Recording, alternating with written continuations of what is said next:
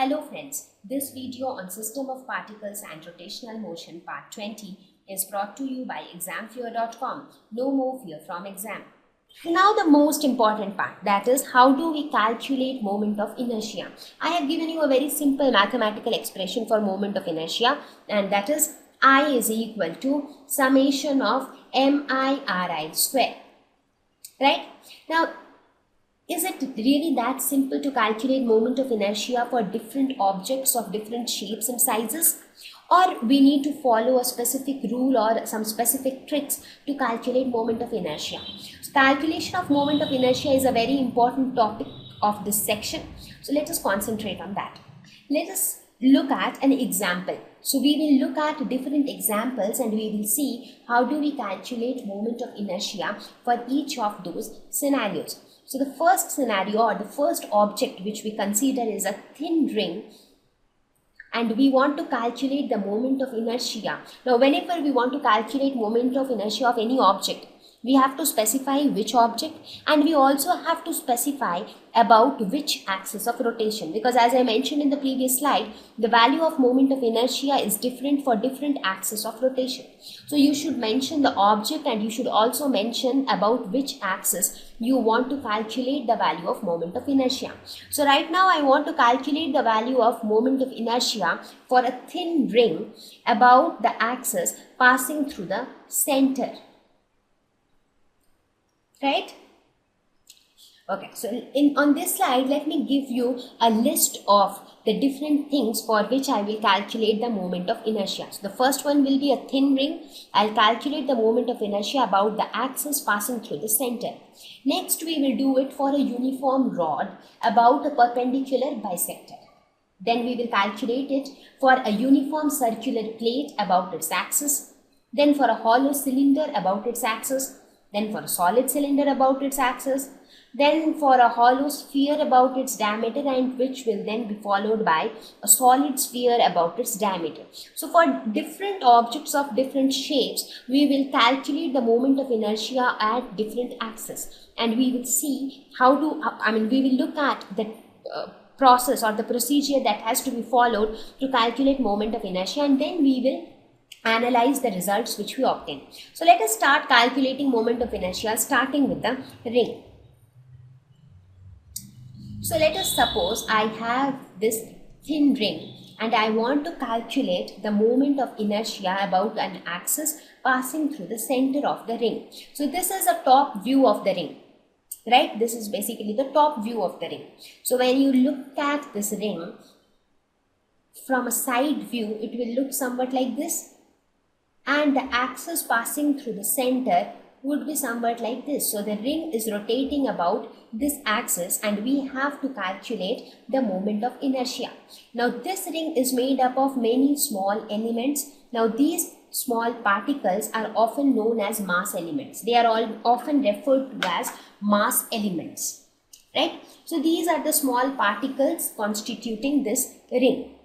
Now let us suppose that the mass of the ring is capital M, the radius of the ring is capital R. Now each element on this ring is at a distance of R from the center of the ring, right? Every element is at a distance R. So therefore, speed of each element, what would be that? So here we can say that each element is at a distance R from the center. Therefore, we can say that speed of each element. What would be the speed of each element? V, that is the linear velocity, is given as r omega. So where omega is the angular velocity and r is the radius, right? So we can calculate the kinetic energy as half mv square. So we can write it as half mv square is nothing but r square omega square. Now we know that kinetic energy for rotational motion is half I omega square. Since we know that rotational kinetic energy is equal to half I omega square, so you can see that this I is nothing but mr square. Therefore, I becomes equal to mr square. So this is the moment of inertia of a thin ring about an axis passing through the center of the ring. So this is how I calculated the value of the moment of inertia for a thin ring. So this was the simplest case. Now let us try to calculate the moment of inertia of a rigid massless rod with two masses. So this is a rod which is a rigid rod, that means it is made up of small particles. It has two masses on the two ends, right? So let us assume that these two masses are of equal mass, say m by 2 and m by 2. So we have to calculate the moment of inertia about this axis.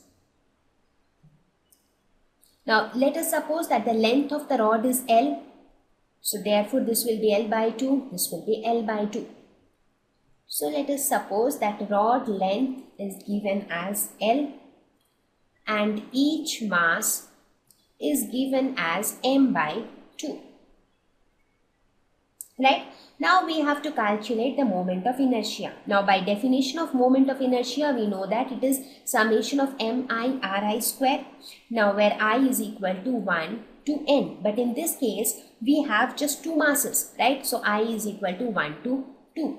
So this is equal to m1 r1 square plus m2 r2 square. Now you might ask, now this rod should also be made up of small particles. Those particles should also have some mass. Then why are we not considering those masses? That's because the question says that it is a rigid massless rod. Rigid means the deformation is neglected. Massless means that the masses of the particles which is constituting this rod has to be neglected. That is why we are not considering those masses. So in this system, the total mass is nothing but the mass of this plus the mass of this, right? So this will be m1 r1 square plus m2 r2 square. So m1 is m by 2. What is r1? r1 is L by 2. So L by 2 whole square plus m2 is again m by 2. r2 is again L by 2 whole square. So I is equal to ml square divided by 4. So this would be the moment of inertia of this system. Right? So there are different ways by which you can apply, by which you can calculate moment of inertia of different systems. It is not always necessary that you have to apply this mathematical expression of moment of inertia. It is not always necessary that you have to find out the expression for kinetic energy for rotational motion and then find out the moment of inertia. So you can do it in any of the ways.